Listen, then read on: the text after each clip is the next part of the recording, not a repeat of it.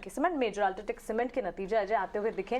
और इनफैक्ट इस वक्त अगर सीमेंट कंपनियों की बात करें, मुनाफे में भले ही हमने गिरावट देखी है, लेकिन वॉल्यूम्स, रियलाइजेशंस और सेल्स के फ्रंट पर क्योंकि डिमांड अच्छी है, रिपोर्ट्स जो हैं, कमेंट्स जो है पॉजिटिव है। देखिए अल्ट्राटेक में जो है ना, बाजार के साथ थोड़ा नाइंसाफी हो गई। अल्ट्राटेक ने पहले 2 क्वार्टर पहले आके गाइडेंस बढ़ाई, हाँ। उसके बाद नेक्स्ट क्वार्टर में कमजोर नतीजे दे दिए, तो लोग जो हैं कंफ्यूज हो गए कि भाई गाइडेंस बढ़ाने के बाद कमजोर नतीजे, तो पोजीशन बहुत शॉर्ट है। और दूसरा, पूरे सीमेंट सेक्टर में कमजोरी की उम्मीद थी, मगर जो एक्चुअल नंबर्स आए वो उतने कमजोर नहीं है। हाँ। स्टॉक जो है डेज हाई के करीब बंद हुआ।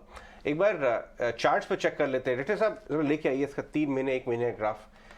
अल्ट्राटेक के नतीजे इंटरनल्स, हालांकि उन्हें प्रेशर आया था रियलाइजेशन में, कॉस्ट्स में, लेकिन उतने कमजोर नहीं है और बाजार की उम्मीदें बहुत कम थी। ऐसे में जैसा रिलायंस में हुआ था कुछ दिन पहले, जब उम्मीदें कम होती हैं और बाजार थोड़ा लाइट होता है, शॉर्ट होता है, तो कई बार स्टॉक भागने की उम्मीद आती है।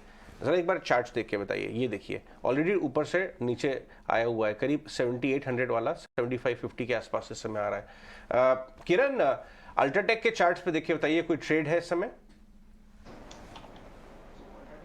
करें तो काफी दिन पहले हमने डिस्कस किया था। ओवरऑल अगर सीमेंट सेक्टर की हम बात करें तो ये लीडर है, और कहीं ना कहीं जब एक मेजर प्रॉफिट बुकिंग के बाद या तो टाइम करेक्शंस के बाद जब सीमेंट सेक्टर के अंदर तेजी आई, so UltraTech was the first mover. Recently हमने जब बात की थी 7000 के आसपास, वहां पे एक inverted head and shoulder pattern breakout था, और जो हमारे टारगेट है 77-7600 वो अचीव हुए। वहां से कहीं ना कहीं वापस एक जो प्रॉफिट बुकिंग आया, कहीं ना कहीं 50 डेज मूविंग एवरेज के आसपास रिस्ट्रिक्ट हुआ है। यहाँ पे देखिए तो मल्टीपल बुलिश कैंडलस्टिक्स पैटर्न भी है, तो स्टिल लुकिंग वेरी स्ट्रॉन्ग।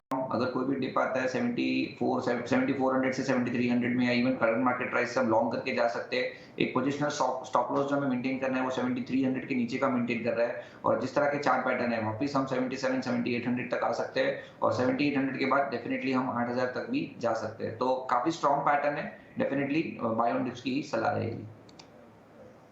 एक और बहुत शानदार रिजल्ट आया और वो है आईडीएफसी फर्स्ट बैंक।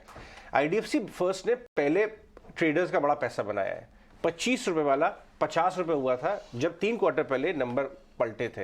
इनफैक्ट आपको याद होगा, यहाँ हमने 18 ऑफ स्वदेश में बताया था 3 क्वार्टर पहले उनका कौन सा ट्रांसफॉर्मेशन और इन्फ्लेक्शन पॉइंट वाला रिजल्ट आया। उसके बाद ये स्टॉक घटा नहीं है बहुत ज़्यादा, इनफैक्ट करेक्शन आते भी हैं 8-10 रुपए के, तो वो उसके अंदर बाइंग आ जाती है। इस वीकेंड में भी बहुत मजबूत नंबर आए और कमेंट्री भी अच्छी है। क्या ये अब हायर लेवल्स के लिए, क्योंकि उसका 55 to 58 जो रेजिस्टेंस लेवल था वो क्रॉस हुआ है फ्राइडे को, 61-50 के आसपास बंद हुआ है। वैशाली, आप आईडीएफसी फर्स्ट हमारे लिए चेक करके बताएं, शॉर्ट टर्म और पोजिशनल कॉल भी, क्या अब ये 75 रुपए 80 रुपए के लिए तैयार हो रहा है?